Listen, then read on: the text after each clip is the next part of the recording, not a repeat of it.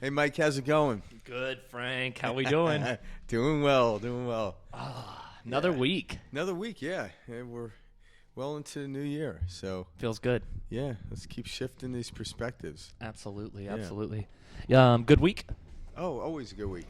I Yeah. love it. I love Even it. if it's shitty week, it's a good week. It's all my perspective. How are we gonna look Yeah. at it? Yeah, exactly. What story are we gonna write for this week? Yeah, because that's really what it is, right? We tell the story Mhm. based on how we want to perceive it. It's So, funny when that idea finally sets in. It's like, all right, Yeah. I've been living, each day assigning some different type of meaning to everything that's going Yeah. on, and it's always opposite of what I was searching for.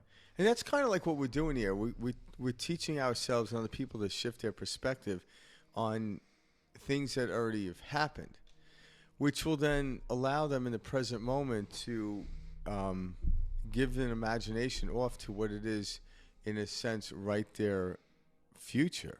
What they're searching for. Well, not even because you get to a point where you're no longer searching; you're just actually creating the future. Because it's like you perceive how you want your future to be, your present future, and then you generate a feeling, and then you watch it unfold.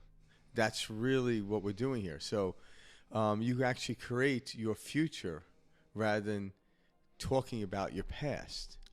It's funny because, when this clicks for you, you don't those little conversations between people that are about people or about things that happen. They lose their meaning. They lose their juice. It becomes almost ridiculous that you'd even talk about something like that because it's non-existent, and Yeah. we're giving meaning to. Oh, did you see what Betsy did last week? Can you believe this?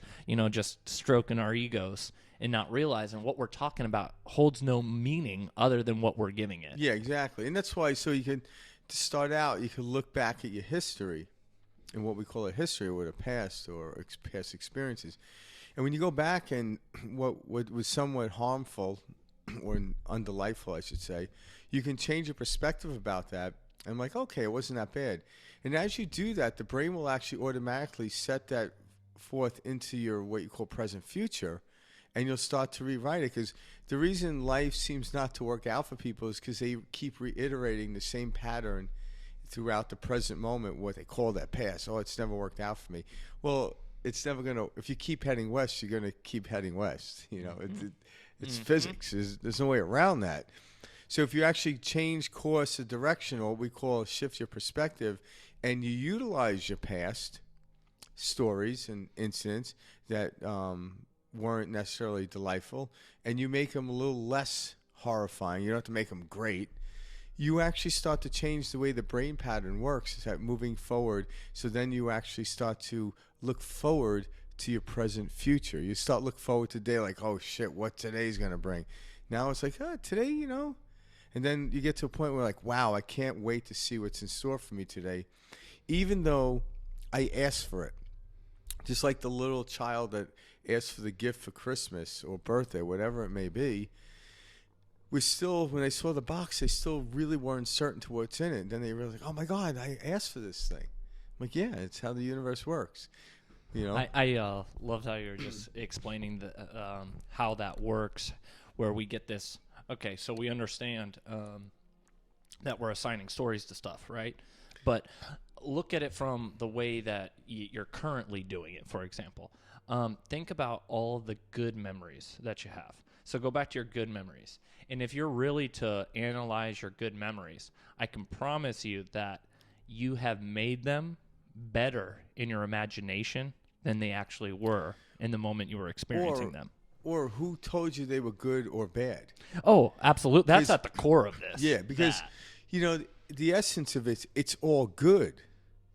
But we perceive, well, when this happens, it's bad. That should not happen. Well, it's like almost this collective pattern that humans have that say this ought not to happen. I'm like, I don't know enough to know that ought not to happen. That's absolutely the truth. That's what at the core of what Frank and I are discussing, which is, hey, there is no such thing as good or bad.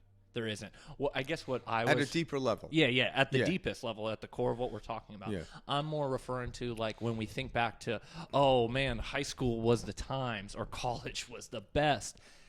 Was it, though? Or I are we forgot. are we really just trying to assign those stories and carry, oh, that time where we had this party? Yeah, and the good old days. And actually, I that think, party was pretty awkward. And, yeah. it really wasn't as good. But your mind has told you year after year, oh, those were the times. So we look back, and again, it's the story. So what Frank and I are saying is, rather than just latching onto those, start recreating a story for the moments that you perceive as negative or you perceive as tough times. Change the story. Look back at them and say, I would have never learned this if I had not gone through that. Yeah. You just took the pain, the suffering away from the story and empowered yourself into the being you are and then, always have been. Yeah, and then as what we call advance or get better at this or come to a more understanding, you'll no longer utilize glory days anymore. This present moment is the only moment that we really have. Yep. And so a lot of times when we think about a past, say high school, like, oh, it was great. Well, if you're looking for something like high school to look great, you're actually trying to place this moment right now is horrible. Yep. Because, and what I mean by that, if you're actually eating a great meal, you're not thinking about another great meal. But if you're eating like, if you're eating dirt, you're probably like, okay, let me think about pizza while I'm eating dirt. So you think about a moment in which pizza isn't, but once was. So a lot of times people do that, but what happens is, how long can I imagine eating pizza without it ever showing up? And then all of a sudden you drop it. You can't think about the girl you had a crush on in high school and have that sustain your inner system of feeling good in a relationship with, a girl. Like, you have to have that now. So that's what we're talking about, is staying present and getting to this present moment. And one of the ways where you keep getting stuck in the past is change your perspective onto it. And when you do, you can then let go of it and move on into the present moment. That is one way of shifting. There's a multitude of ways of shifting. Also, we talked about meditations, other modalities of it. But just trying to wrap your mind around what we're actually discussing here will help you. So you have the ability to change your perspective on something that wasn't pleasant and make it a little less horrifying, a little more pleasant, and that will set you up in the moment because you're doing it in this moment. And then when you realize, all of a sudden you think about that moment that happened, like, oh, it wasn't that bad. I learned something from it. You actually understand that in this present moment, and you realize that's all that really exists. So where do you want to go from here? The truth is, what do you want to feel in this moment? And then watch your life unfold in what we call the linear perspective, how we experience this three-dimensional place. It will unfold just like every meal will come at you, but you could still only eat one bite at a time throughout your lifetime. And focus on that one bite and one bite. Slow it down. And then watch how it unfolds. I love that. Yeah. And then when you get in the moment and you calm down, this is when your imagination is at its best. Because when you're thinking about your past or too far worrying about what's going to happen in the future, and the only reason you worry about the future is because you're projecting your past into your future. Which is why you're experiencing the same things over and over. Yeah, in different forms. Yeah. Different But ways. nonetheless, it's the same theme, right? Yep. A horror movie is a horror movie, whether it's Halloween 1 or Halloween 13. 8. I don't know how many. I don't know. I think there's over 13 now, man. Oh, only 13? Jesus. There's a lot. Rocky doesn't even have that many. I actually love Rocky the Halloween had to switch movies. over to Creed. I love horror movies. Yeah, I there you go. Well, Guilty 'cause pleasure. I think we touched on this last time, but the thing about horror During movies Halloween. is you know it's coming, but you don't see it, and they still get you. Yeah. They still shock you, and that's how life is. That's the truth. It's the unknown. When you try to make it predictable, which you can't, you can work your ass off trying to make it predictable, like in Newtonian classic physics, but it's still gonna have the sleight of hand. It's going to evade you. Speaking of that, tell the story about that one testimonial you were just telling me about before we started tonight. Which testimony? Perfect lead into that. You know how you're saying you can live the perfect life and it's still going to throw a slap in the face. Yeah, exactly. You know, I love that. Just jogged Yeah, my. it was actually one of I guess Joe Dispenza had a conference, and he had this woman. I don't remember her name, but I was watching it, and it was a testimony. I've never seen any of his testimonies. I've never been to one of his conferences, but I've read a couple of his books, and I've listened to him, and we practice it. You know, we're actually practicing. I have been practicing these type of things. Where here the synchronicity is the breathing techniques I've learned from somebody else, but then one day I'm listening, I'm like, man, it's the same breathing technique I use in my meditation. So the synchronicity drew me into it, and I find him to be fascinating where he gets into science and really dives into what's happening in the brain activity. But anyway, this woman, she claimed to, she lived up in Canada, and she owned I don't know if it was a farm or a place that actually delivered food or provided food for organic restaurants and stuff like that. So she was living the lifestyle. No sugar, everything was grass-fed, this Organic, and that, organic, not drinking, not smoking, everything that we're told to do in order to live this pristine life. But yet, and she's been doing this for years. It wasn't like she just started yesterday. It's like that was her lifestyle, and that was something that she woke up and didn't have to think about. She just did. Mm-hmm. But yet she attracted a form of cancer, and, it was somewhere down in her digestive tract. Yeah, they had to remove, I think, a large intestine and stuff like that. And it's pretty traumatic. But, and she understood the mind-body stuff, but she was doing what Joe Dispenza calls is matter to matter. Oh, yeah, I'm trying to make matter work on matter. Yeah, trying to, what we're all doing. You can. How many 40-hour weeks do you have to work to make $1 million? Well, that's the thing. Depends how much you make an hour, right? But hustle harder, grind harder. It's like, no. Yeah, no, it's not. It's not about that. And years ago, they started using that term like, don't work hard, work smarter. Well, now there's like, what the hell does that even mean? Right. Well, now we're able to explain the gap of it. So anyway, when she started getting into the understanding of imagination, seeing yourself healthy and meditating on it, and the lack of a distraction keeps you in the present moment. So one of the things is a meditation, and then you have to then live it. You can't just sit down, and I think that's, at first you want to sit down and meditate with your eyes closed and quiet, maybe some music, candles, whatever. But then at some point, you have to deliver by acting this out every moment of your life. So you're in a walking meditation. You have to live and breathe this. And what is it that we're living and breathing? It's not what I'm eating. It's not what I'm drinking or not drinking. It's how I feel. And everything else I do, I don't criticize. So if I want to have a glass of wine, well, the doctors say, the alcohol content. It's our belief to it that does the destruction. So it becomes a placebo. So if somebody was doing everything they should not be doing, but no one informed them on it, they wouldn't have any ailments to it. But because we live in a world where, no one agrees that smoking is healthy for you because the 50s are over, right? It'd be very difficult to start smoking today and have the belief that it won't harm you. But it can be done.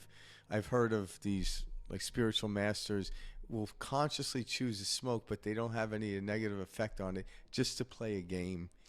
Just to smoke, And that's why, even you see people now, what's he drinking? Drinking wine? Does he know better? Isn't he a spiritual person? I'm like, no. So foolish. Yeah. So foolish. Well, it becomes that way because it's matter to matter type of activity. And that's the survival mode living. And what we're talking about is getting from survival, and hopefully Mike and I are bridging the gap from survival into what we call thriving or higher consciousness, where you're no longer surviving because you don't need to survive. And several talks ago, we had a talk about it doesn't matter. And what we meant was when you get into the concept of it doesn't matter whether you can breathe or not. you're still going to exist. The corporeal body might. Now, I'm not suggesting to put a plastic bag over your head and wrap duct tape around. You jump in a pool. Yeah. But when you actually get to a place where you realize it doesn't matter, but how you feel about it literally creates the physical matter. You'll start focusing on how you feel, not on what's going on the outside world. Well, and we hear stories of this stuff all the time, and we just choose to kind of, let it go past our heads. I mean, if you were to walk up to anybody and say, hey, can your mom lift up, my SUV out front, would you say, yeah, I'm sure your mother could go out there and lift up the SUV? No. You put her baby under there, watch how quickly she goes and lifts that SUV that you said she could never lift. That's happened. A few times I've read about things like that. And so, guys, like, these things aren't, this could never happen. No, these happen all the time, and we choose to just, oh, my goodness, like that right there, like a mother lifting a vehicle to save her baby, from a fire or a car crash. Things like this happen. And it wasn't like she practiced it. No, she became one with the field because she would give her life for that child. Yeah. And in that moment, there was no weight she was lifting. And that's what we're talking about, accessing that key, we call it flow, accessing that. That is consciousness. That is God. Yeah, it's like stepping into the movie helped out, but stepping into the field of what they call the matrix. Absolutely. Where you slow everything down. But let's start on that, because that is a good point, because it's a great starting point to know it's possible. But and I don't want to use the word it's not enough, but you have to then get beyond even a belief. Like, I believe I can do it. But even listen to the word belief. Like, hey, Mike, I believe I'll be sitting with you next Wednesday. It has some doubt to it. Yeah, it does. So we have to move beyond belief into knowing. And how do you move into knowing? The only way to do that is to experience it. Mm-hmm. So this talk here is to help us move beyond it. Well, how do you do it? You have to get into a place to say, why do I believe this limiting thought of the experience in which I want to have? Why do I need to believe this? Now, a lot of times you might have to go into a meditation. I've gotten over beliefs and never gone back to them without even meditating. It just one day it dawned on me. It's one way. It was spontaneous. Now, when you get into a field of meditation, by closing your eyes and breathing in and breathing out, and there's different techniques that we offer on our videos, and a lot of other people out there show them, you can almost directly fall into it. Like the time I had these spontaneous recognitions, I don't know how I control that. It just happened. So, but yet I've noticed that. So it is possible that things can happen like that. Absolutely. And I don't it was like something happened. Well, really. One thing why you're saying that. So I don't know, how do you feel about this, but I believe everything happens like. It does. And we just assign the meanings to that. Well, yeah, a lot of times in order to slow down the chatter, because when that happened, I could explain what happened. There was absolutely no thought going on in my mind at the time, and I wasn't even thinking about slowing my thought down.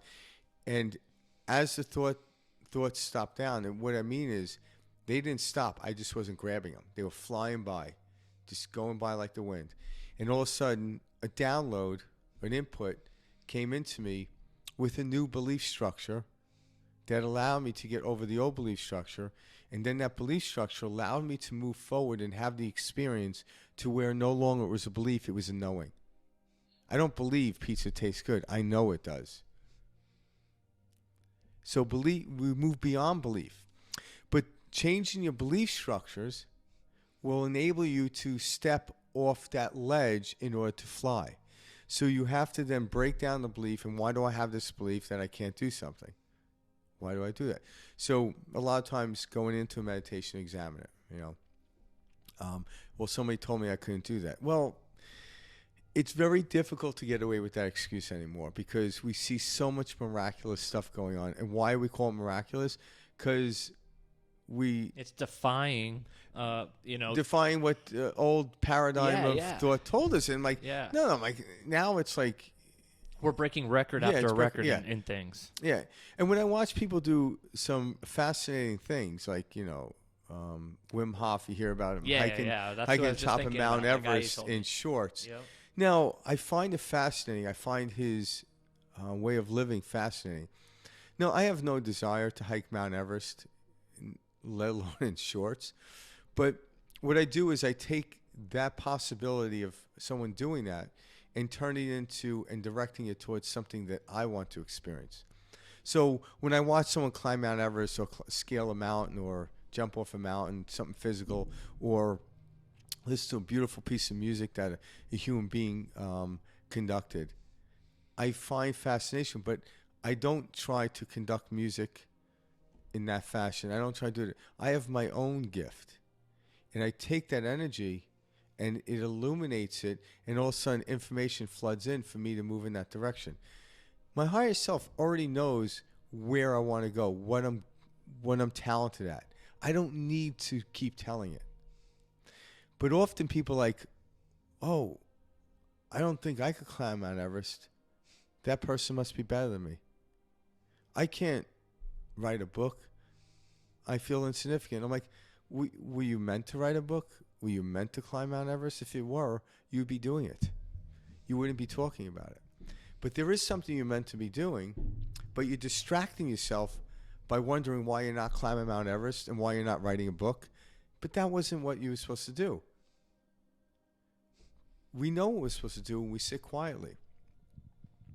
And what it is, it's about taking that energy and directing it with little to no resistance is what creates the idea of success. And out of that comes the accolades. But the beautiful thing is you don't really care about accolades are like those trophies on the shelf that you put there and every once in a while you dust. And what does the trophy do? It's like, hey, what'd you get that for? Oh, let me bring you back to the time in which it started so I could tell you the story and how I got it. But the trophy's meaningless. It's a reminder of a time prior to getting it, what led you to it. So we don't look at the trophy, but the trophy is a reminder that I can do it. But it's not the reason we're doing it. It's the journey. It always is the journey. But yet, every journey has to have a fruition to it in order to expand beyond that point. Every bridge finds a mass of land to land on, to where we can travel to. And that's how life is. It's this ebb and flow, like how life is. There's a crest and a trough. I really liked how you said that about, so again, we're going back to the fact that we all live within a conditioned consciousness, okay? And so we'll make up, we'll allow the mind, and when I say the mind, I'm referring to thought, because that's what we objectify thought as. We label it mind. So when we're in this mind and in thought and it's all bouncing around, we'll have this tendency to assign a feeling or assign a meaning to everything that's coming in. Yeah, okay? and that's what we call the subconscious mind. There you go. So it takes over. It's Yeah. like you don't even know you're doing it. Yeah. Why are you you see upset? a type of person, you feel a certain way. You see, certain foods or smells set you Yeah. off. Certain noises set you off. Yeah. All these different things You're we like don't a robot. realize. Yeah. Well, one of the best way I heard it, I forgot. I think it was David Hawkins described it as we're just a karmic wind-up toy. Yeah. And I thought it was Yeah, perfect. yeah. Spinning around out Yeah. of control. Because when you don't know that your thoughts, your feelings are creating what you're experiencing, you're in this, oh my God, why is the world so horrible? And it's when you're like, wow, okay, I take a step back and I disconnect and I get that space between the thought, and the person who is experiencing, witnessing, and seeing this go on. And what really comes to the root of it, he hit it. And it appeared to me. We all know that we ought to be conscious, but we have this subconscious that could run, they estimate it, about 95% of your life. But we empirically know, we innately know that's not how we're supposed to be living. Oh, We're supposed to be living consciously.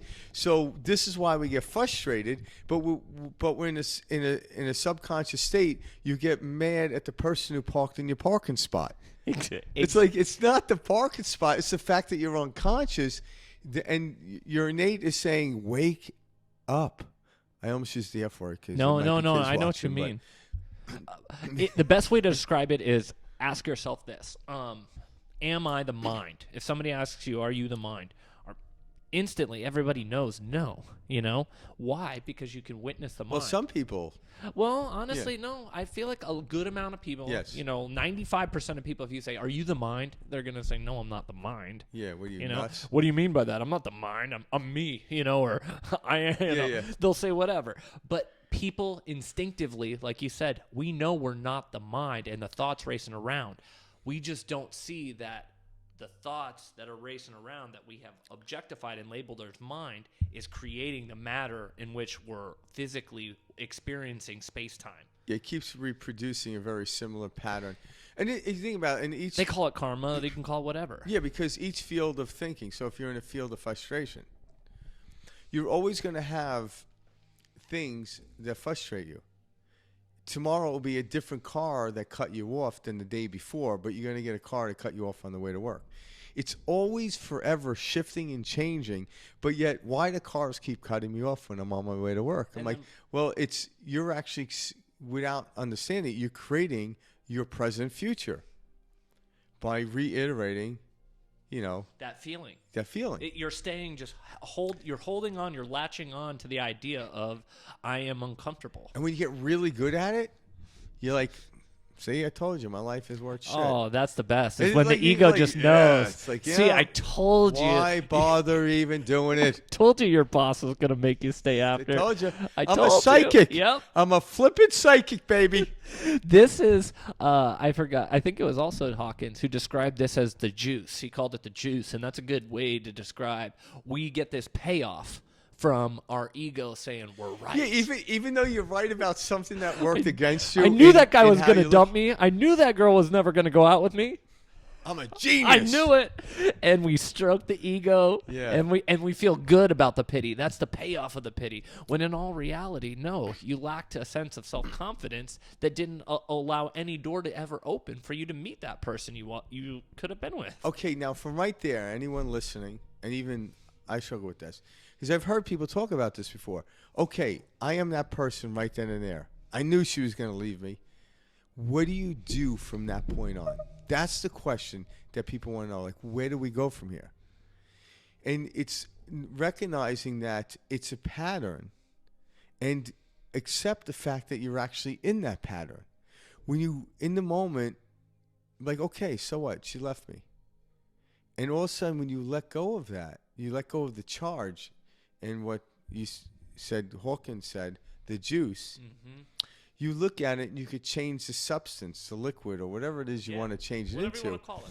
And once in that moment, all of a sudden, the charge or the juice that made you all excited diminishes. You're not making a 180 right away because it's too much to overcome from that place, and I never suggest it. But literally, if you realize you're going in the wrong direction, simply by saying, so what, who cares? It's like literally taking your foot off the gas. Without even touching the brake, the car naturally slows down because the acceleration is begin to decline. And all of a sudden, it's like, oh, now you could see how you can get the car to turn around 100 miles an hour or not to do that. I actually have a technique I want to share about this. So something I started doing, and I'm huge about this because the day-to-day is the nitty-gritty of this.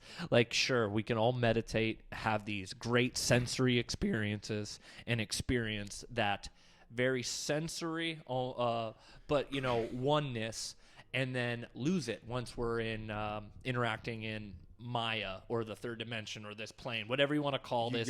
You could have a great meal for Thanksgiving, but that's not going to sustain you for the rest of the year. Yes. You actually have to have that great meal every meal you have. Well, what I've started to do is now, like, to sustain this oneness or sustain this consciousness, one thing I'm doing is I've begun to not label any type of thought or feeling that comes in, but just to experience it. And I'm talking pain, tired, anxious, any of these feelings. When that feeling comes and you acknowledge it in the mind and you think and you assign, okay, this is pain, or this is suffering, or this is anxiousness, that's where we then give power to the subconscious that starts to run.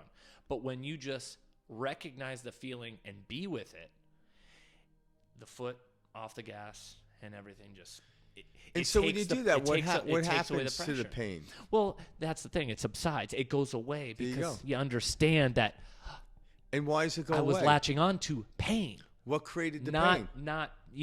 Nothing of substance. I was latching onto an idea of pain, a thought. Exactly. A thought. So whatever we give a thought or attention to in the field of quantum physics makes it so. Yeah. So it solidifies it, because the whole idea of when we're looking into the field of all possibilities, it's a wave.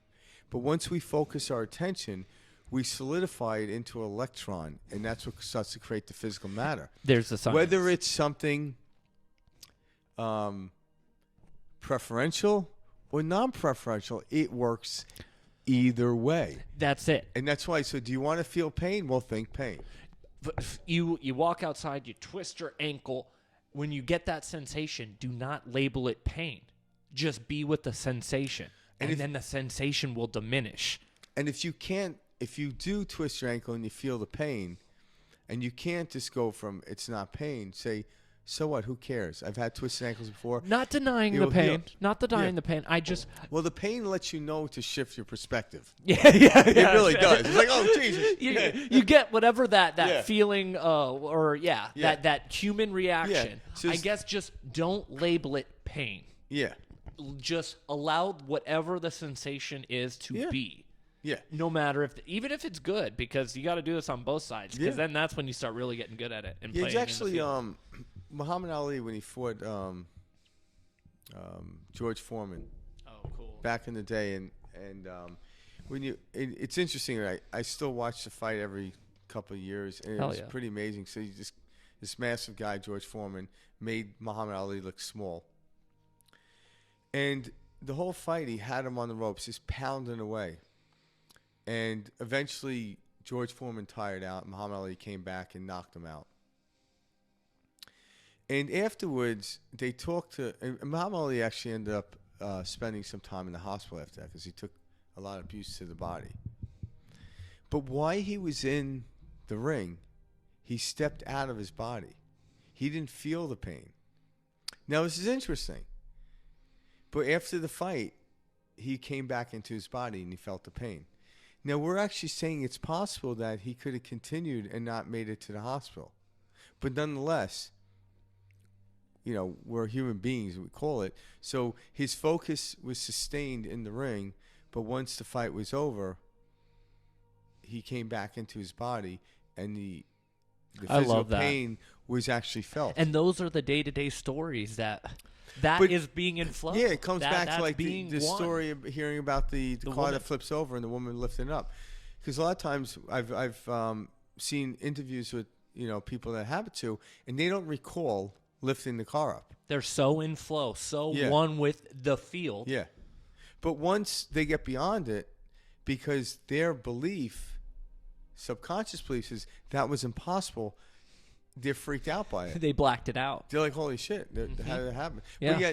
But yet that's cool. There's an account for it. Like, they're like, you did lift the car up, so you can get over that belief and know that you could do it. But how do I get there? Well, let's try not to get there again, because... Quite stressful. Yeah. It was intense pressure. But again, it is possible. But then getting to the point of knowing it's possible, you then want to take your belief structure, re-examine it, step away from it, look at it. Why do I have the belief that's disallowing me from doing the very thing that I actually feel drawn to do? Why is this? And as you ask the question why, you always come up with nonsensical answers. And then as you soften it, as you say why, because my third grade teacher said I wasn't smart enough. Well, why did your third grade teacher think you weren't smart enough? Are you still in third grade? Are you that kid in third grade? Was that the truth in third grade? Based on what? Huh. It literally starts to soften up. And then what you're doing is you're actually expanding your belief, enabling the possibilities to be the framework in that belief. And once it contains in that framework of belief, then that belief allows you to go take a step towards the goal or whatever it is you want to do. And then when you experience it, the belief is no longer holding you, it's the knowing. So moving in from belief into knowing is getting of a state out of survival. Survival is hope, doubt, hope, doubt. Once in a while, belief, hope, doubt, hope, doubt. But when you move into another state of belief, coming into knowing, it continues elevating to higher levels. I'm trying to think like how the Don't knowing. think. I know, right? Seriously, trying to Well, you think. can think, it doesn't matter. How the knowing came for me, and Experience. Yeah, I was just gonna say it was a reconditioning for me, and Frank and I really want to drive this home too because. And let me jump in. clear something up. Everyone knows something. Knowing is not something you have to work on. You either know you're smart or you know you're dumb. Which knowing do you want?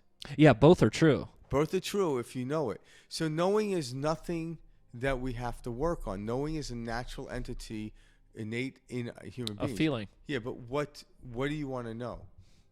That's it. Do you want to know what true intelligence is like? Well, move in that direction. What belief do you have to have saying you're not intelligent? Because the truth is you are. You're so intelligent, you can create an idiot with inside yourself. I'm accused of that many times, by the way. So I guess then how I came to my knowing, because again, we're trying to relay, experiences that we had. Because again, what I'm about to say is just the story I assigned to it. But but it allows you to get to the point where you can drop the story. Because you guys can change your stories too. But again, this sense of knowing for me came. So you'll have these experiences like you guys are having at home. Well, you'll listen or you're speaking. You hear people speaking about this, and it will ring such truth to your core where you just know, like, wow, this is truth. And so you'll hear something or something, we're talking about, you're watching whoever, and you'll just be like, wow, we are living in this very human constructed, man-made world, or mankind, womankind, whatever you want to call it, world. So when you realize that you're stuck in this construct, it gives you the ability to loosen up and step back and craft a new way to move forward. And in that way that you're moving forward,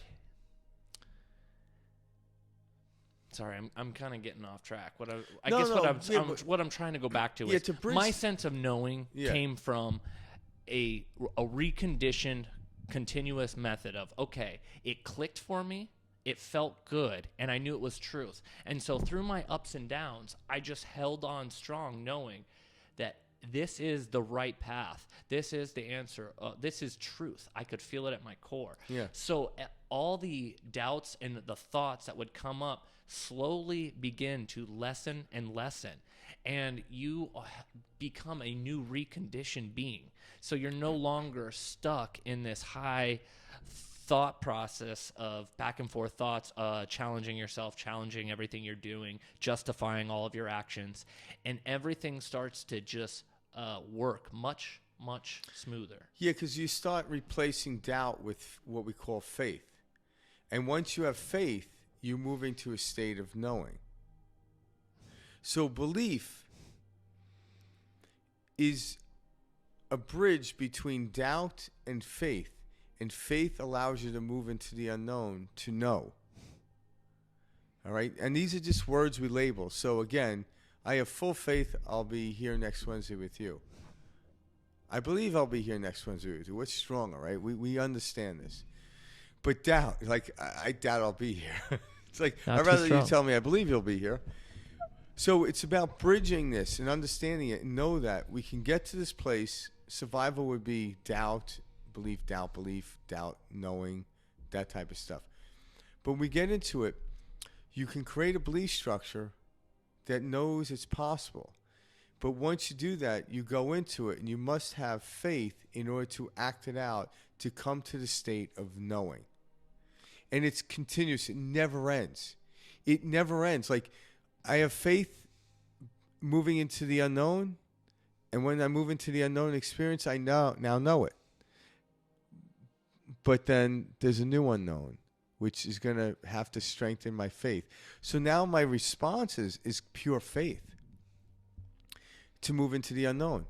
And now I move in. When I move into the unknown with faith, it's glorious. But when I move into the unknown with doubt, it's horrifying. So we're always moving into the unknown, even if you're trying to reiterate and try to use Newtonian physics in order to predict your life. You can't. Same way when you push out of bed in the morning going, oh, I'm so tired. Today's going to suck. Yeah. Yeah. But yet it's still unknown how it's going to suck. But you know what I mean? You've just like, invited it in. Yeah, you have no idea. But when you recognize it, Yeah. that it sucks, you're like, hey, I knew it would suck, but you didn't know it was going to be this asshole parking next to you opposed to the other asshole parking. No. And that's the thing. People are like, oh, so I'm just going to have all this shitty stuff happen to me? And I'm like, yeah, in That's different how ways. Brilliant you are, yeah. But when you're unaware of it, but when you're aware of it, why would you choose that story? Oh, no. Yeah. You're writing a different story, and then Yeah. different experiences start to happen. Yeah. Yeah, and they go in the flow. Because in other words, if you want to head west, going east is not the way to go, and that's the pull you feel. But if you're heading west, and west is where you want to go, that is the signal of what we deem to be successful on this planet. It isn't about the accolade. It's not about this, because who cares? Like, oh my God, he's successful. He made $1 million. Oh, he's successful. He made $1 billion. Oh, he's the richest man in the world. It's like, yeah, but they're no longer focused on it. Maybe the people on Wall Street are, but they aren't. They're moving forward. What's the best way? Because, I think about this all the time whenever. Well, there isn't the best way. Of course. Yeah. To explain how to view that feeling. So, what we're focusing on is we're creating these important, we're assigning important meanings to certain things, and certain things are less important. And this is the way to happiness. And what we're saying ultimately is, says who? And you're living within these guidelines because you think the collective conscious. Well, that's believes that. That's matter to matter. Yeah. So you have to go within. So when I check myself, like in the morning, once in a while, I'll wake up and like, oh shit, I got a full day today. That's matter to matter. And right when I say that, I'm like, no, I stop breathing, and I'm still laying in bed. I still got the covers up to my neck, and I stop breathing. And all of a sudden, I'm not thinking of anything, and all of a sudden my body becomes vigor. I jump out of bed, and I do a number of things. I either take a cold shower, jump in the pool, get my gym clothes on, and go, because I want to take that energy and continue going. So that's what I call my moving meditation. I'm not distracting. I'm not running from. I already set forth that breathing exercise I did is my meditation. And I get going, I use that energy, I keep going, and I move into the unknown with this excitement. And all of a sudden, it's like when I complete something, I'm like, wow, that was interesting. But I realized I stepped back, I was just a witness to what my body was experiencing. And it was all good. It was all good, even when I forgot I was stuck in a program. But then I came out of it. So I could do the same thing every day, but as long as I'm conscious, I'm still moving into the unknown with faith. It may look like I'm doing the same thing every day, but I don't look at the matter anymore. I don't go to the gym to feel good. I feel good. I just happen to go to the gym because of that. I get into a state of feeling good, and then I choose something to eat. But people are looking for the carrot juice to make them feel good, the coffee to make them feel good. I'm like, no, feel good. The coffee's just that much better. It perpetuates the feeling good. Feel good, and the gym perpetuates the feeling good.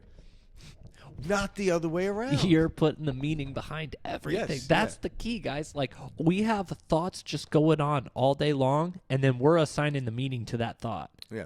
So when you can realize that, wow, everything is just me assigning a meaning to it and then having to live by it, it changes it. Yeah, go within, not without. Go within first, and then you'll outwardly move and experience it. Because the outward world, it's not to ignore, but you want to put the horse in front of the carriage in this sense. And so, in other words, when I wake up and I was like, oh my God, and I'm like, well, wait a minute. That's when I'll stop breathing. But most of the time now, because I've been practicing, I wake up already in that good mood, but then I'm like, okay, I do my breathing technique, laying in bed, or sometimes I come out the couch, depends on what kind of mood I'm in. I don't have A routine. a routine, because that will then become, I do it because I like doing it. I don't do it because it's going to produce something. Although it always does produce something, but that's not why I do it.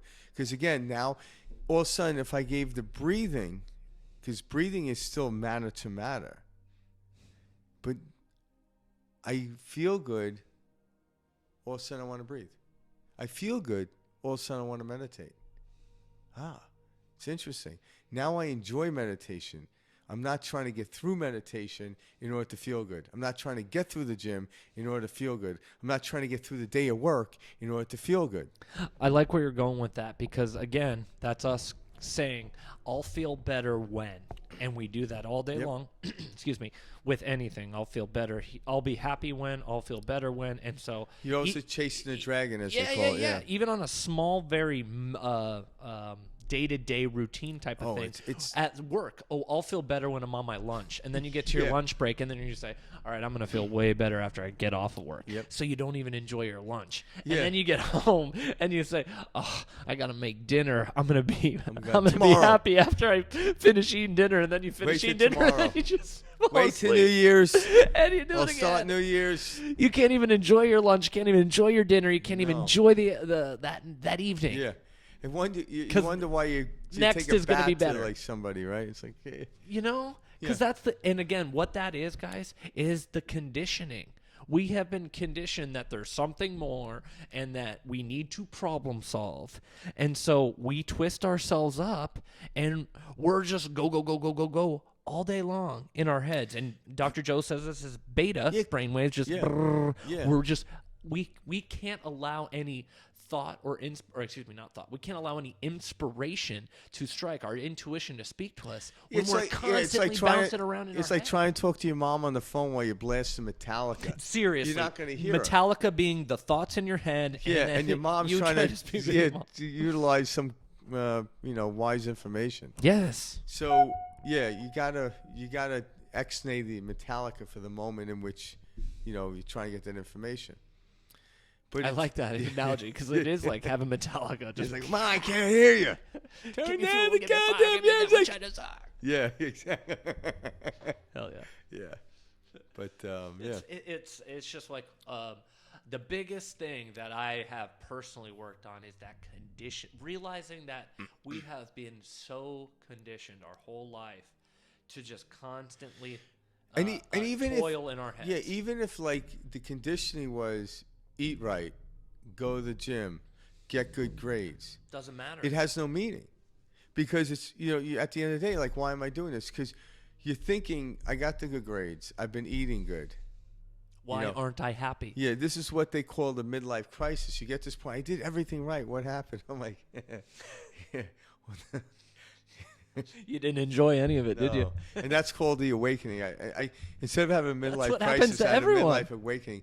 And when I realized this, and I forgot how old I was, it wasn't my midlife, because again, I don't know how old and accountability of age I'll live, but I know till the moment I live, I'll continue this way of thinking, way of projecting, I should say. There you go. Because it's already innate in me. It's like finding home. It's not like if you were programmed to, someone told you live in that shack over there, and you're like, I do? All right, I guess I do. And you're living in the shack, and this place sucks. How do you know it sucks? Because you know home should be glorious. And then one day you come like, that house looks more familiar like my house. And the person's like, sitting on the porch eating apples. Like, yeah, this is your house. You son of a bitch. You had me live in this shack for years. Like, yeah, I thought you'd figure it out one day. And then, but in that moment, when I had this awakening, I laughed. Why? Because I knew all along it was a fable. I knew it was a story. I knew it was a lie, but I couldn't prove it. So instead of getting angry, I'm like, oh, my God, you got me. Frank, I love that. I've never heard you describe it that way, and that's so perfect. Yeah, I don't get upset.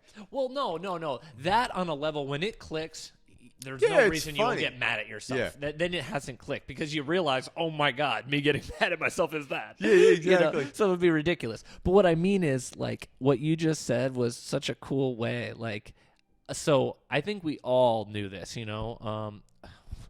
like growing up, I know what you mean about this that we're living in it's like, is some this bullshit. Is whack. Yeah. This is whack. What are they selling but there us was here? no way to prove this. Like, and I kept thinking, all right, it's gonna get more legit when I get older. Yeah. That's what I kept thinking. I was like, after high school, things will get legit. People will start being legit. And then I kind of got into the business world, or after music, whatever.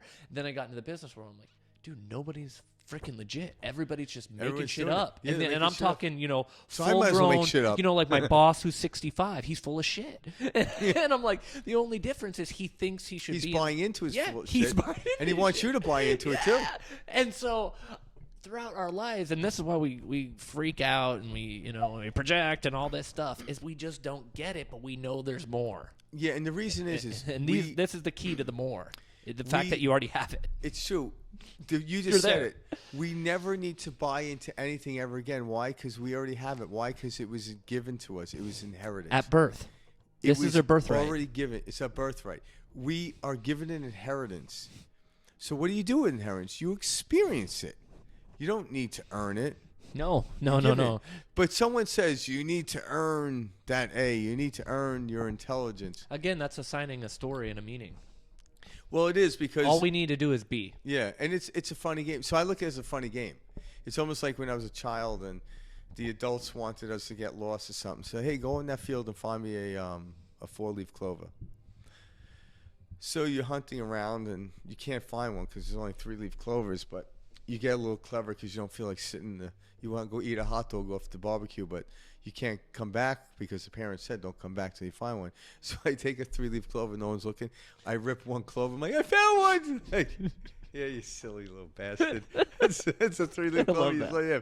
But all of a sudden, when you finally come back, so I couldn't find one, and the adult shakes your little head. It's like, yeah, because there aren't any. Yeah. It's like, why did you tell me to do that? It's like, yeah, let's see how smart you are. And you still got the kid out there. I'm still looking. It's like, yeah, you'll get far in life. That's but awesome. but at the first sight of them, like, why would you do that? And then you realize everyone start laughing. You laugh because it's funny.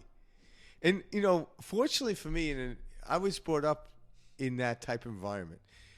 My dad mainly would play jokes on me, and then when I followed his lead. And I did that, and I ended up in this, lost place. He started laughing. I'm like, why are you laughing? He goes, why did you do that? I'm like, because you told me to do that. I thought that's how this worked. Yeah, so he taught me. At first, he taught me to be very like, people like say, anyone that would offer up information, like my teacher. Yeah, and I look at him like, well, you don't believe me? Well, I was brought up. I think everyone's full of shit, because I know the game, But then, at some point, you have to sit back and be intuitive to know what they're telling you is right or wrong. But then when you get really good, you never need to seek outside counsel, ever. So anything. in survival, you're surviving, so you want to grasp everything you can, and that keeps you in survival. But when you're in thriving, you'll never have to ask for advice, or would you ever offer up advice other than the fact that you already have your own advisor. Your higher self, The being. If you step out of the way of thinking, you'll know what to say and do each moment. Just like a GPS. I put in where I want to go. GPS triangulates it. I use this analogy so many times. it knows where you want to go. It sets a red pin, blue line to where you are. And then what it does, it reveals one direction at a time. Make a right. You make the right. If you make the right, it will then offer up the next bit of information. Go 2 miles and then make a left.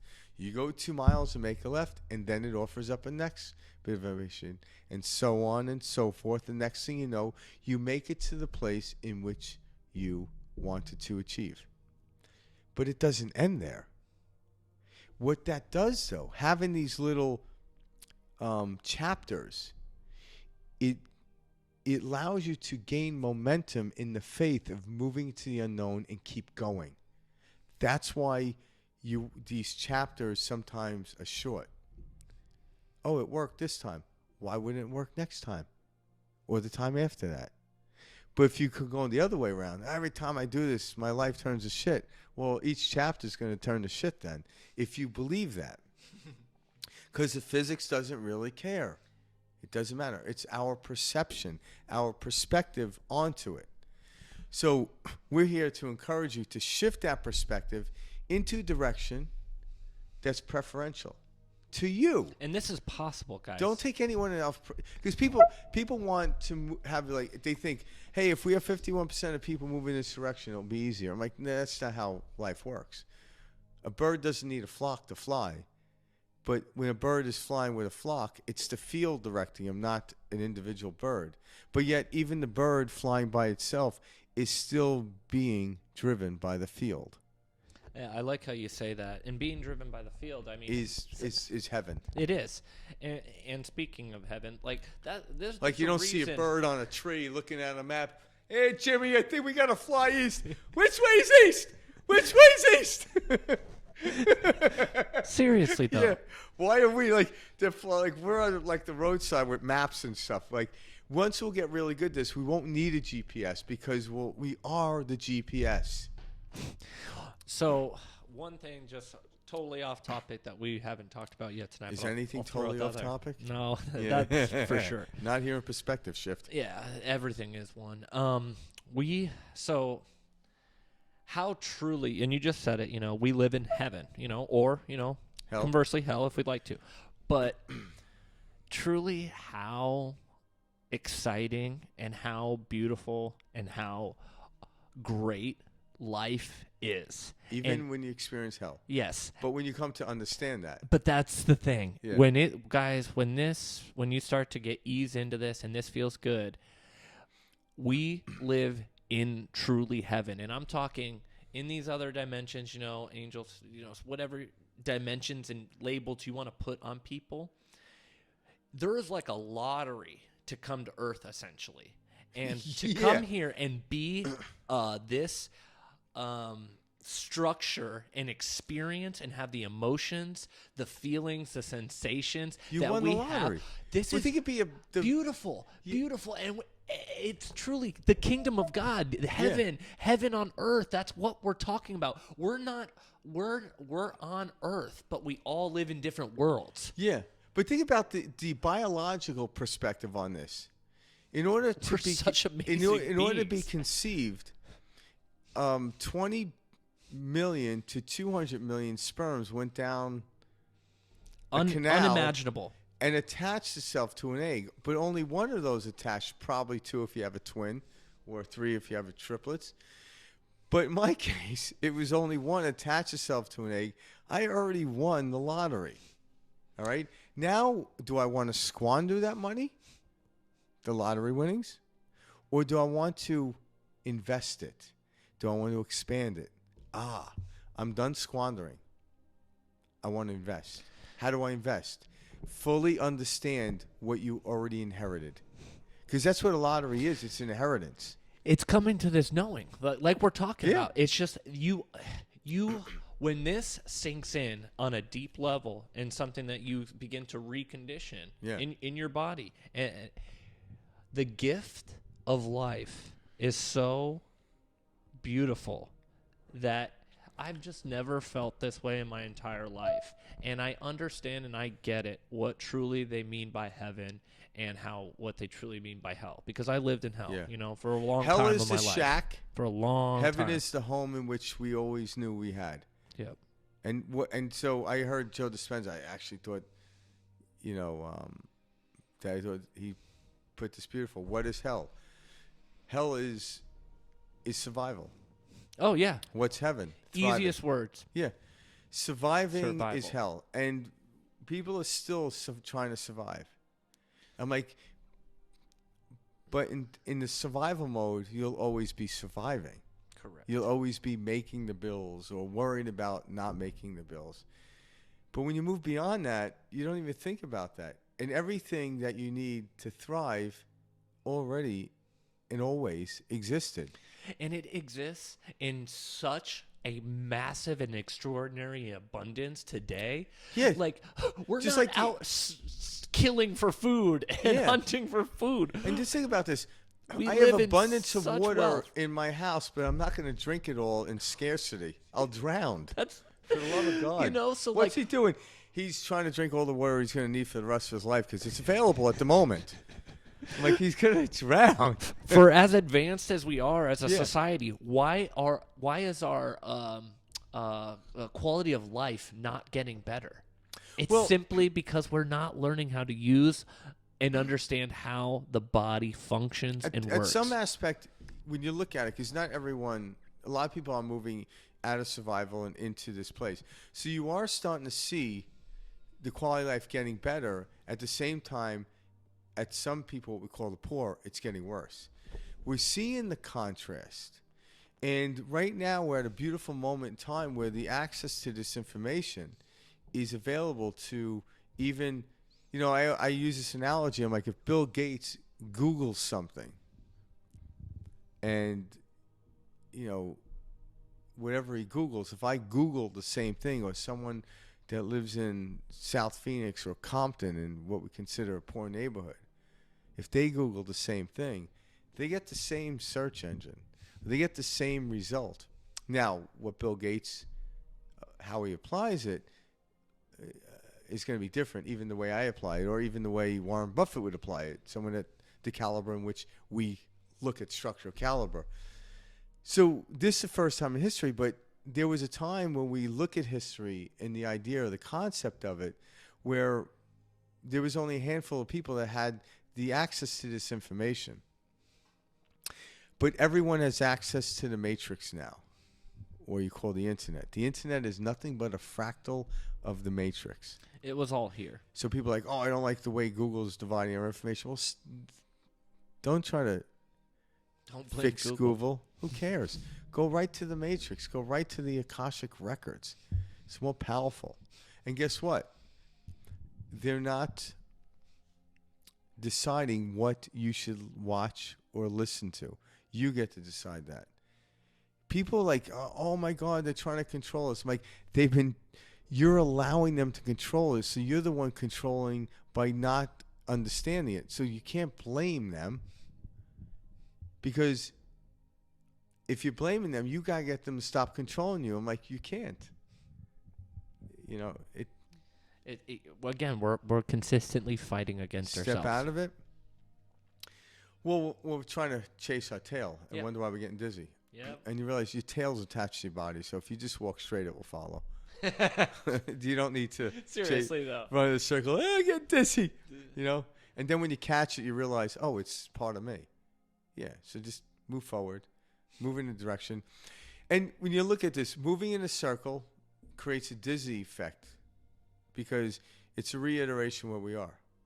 Moving in what we call a straight line, this is metaphorically, because I can move in a circle in 10 miles. Like I could, even if it's a short circle, I could do enough time where I could create 10 miles. But if I move linear, straight 10 miles, what it does is offers up me more experiences. So the humdrum of life. So I want to move in a continuous expansive. Going in a circle is slowing down the expansion. Moving straight will speed up the expansion. But expansion is always forever continuing. Just like coming to an understanding of a belief or a knowing, it's not something we have to work on. Expansion is something out of our control. It always happens. But when you move in the direction in which you choose to move in the direction and it's a field in which you prefer, the expansion is glorious. But when you move away from the direction which you want, expansion is your enemy. Poverty, you can expand into poverty to the point in the tune where you owe $5 million. You don't have $5 million access. Right? That's what expansion does in the field of negativity or not preference. So it's about understanding. We get to tell the story. We are the directors, the producers, the actors. We are everything. We are the concept of this life. Someone's trying to sell you a concept because they think we are 51% or greater. It'll work out better for them. No, it won't. Because it's the field driving us. Listen to the field, not to another individual. The field is how we feel, and then the experience, the outside world, will just perpetuate it. If I feel good and I look in the mirror, it just perpetuates back. I feel good, and it keeps that feeling going. One thing I want to touch on, too, while you're there is when you're interacting with people, when we discuss how your projections are being played out through them, what we mean is we're not saying that they would have never said this if you weren't feeling that way. What we're saying is you would have looked at it differently if you were looking at it from a different way. Yeah. Do you know what I mean? As well as like that experience for that day, what that ultimate reflection that you're experiencing is from where not only your attention has been put, but from also where you're ultimately watching. Yeah, because ask yourself, do you like being frustrated or do you like being happy and excited? So can I ask you what causes frustration? And a lot of people are like, well, sitting in traffic and this, like, that doesn't cause frustration.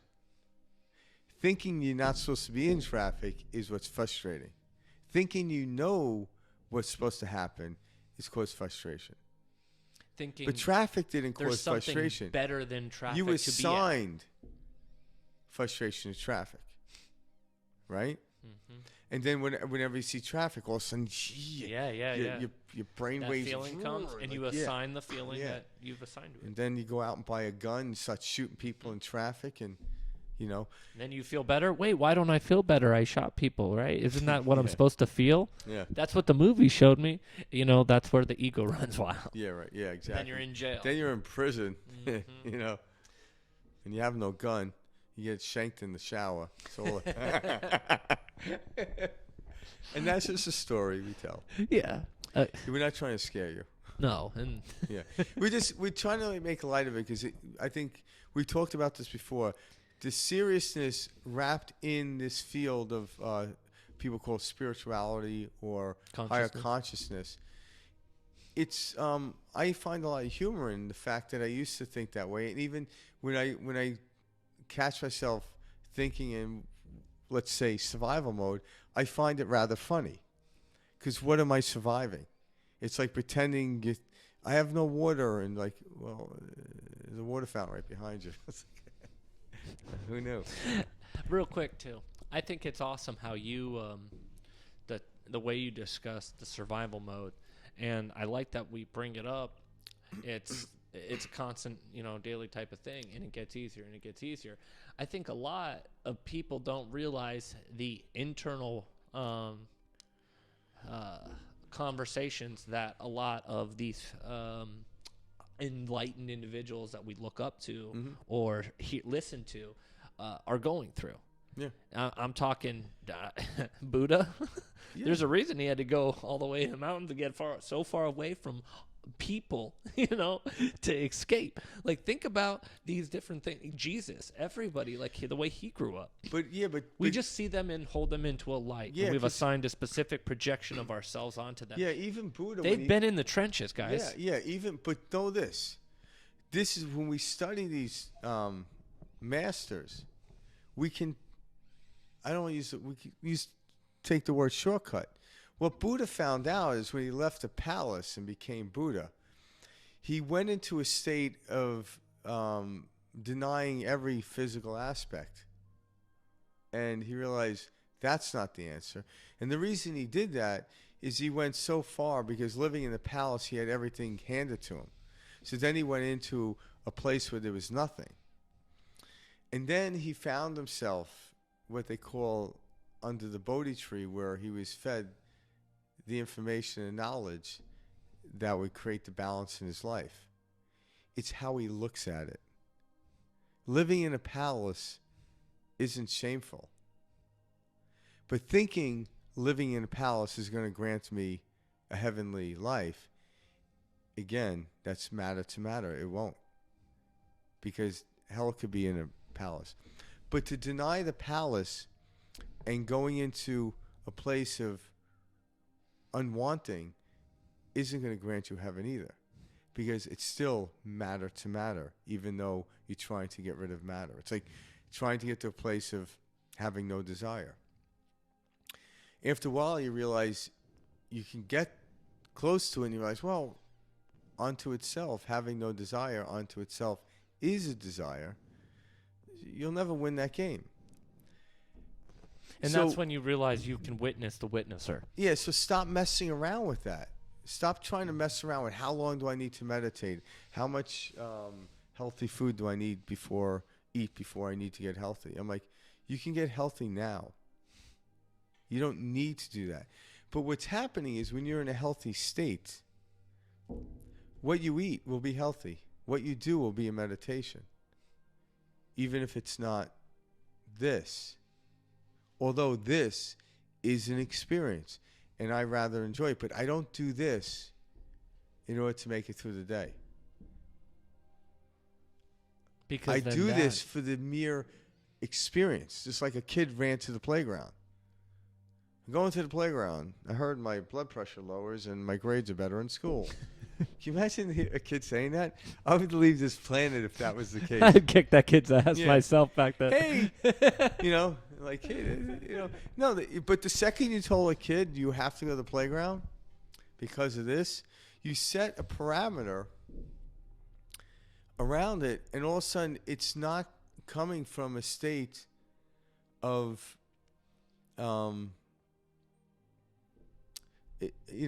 spontaneous action. Because when we're children, we're spontaneous. We don't know enough to conjure up anything. So we're trying to, this field we're talking about will get us back to this spontaneous thing. I don't know what the future brings. But what I do know is if I enter into the future excited, it's going to bring me 100% excitement. But if I move into the future with fear, I know it's going to bring me fear. And that's the knowing. That's the knowing. And that's the shift we're trying to get you to do. This is perspective shift. 101. I like that. I do too. Awesome, Great talk, Frank. Mike.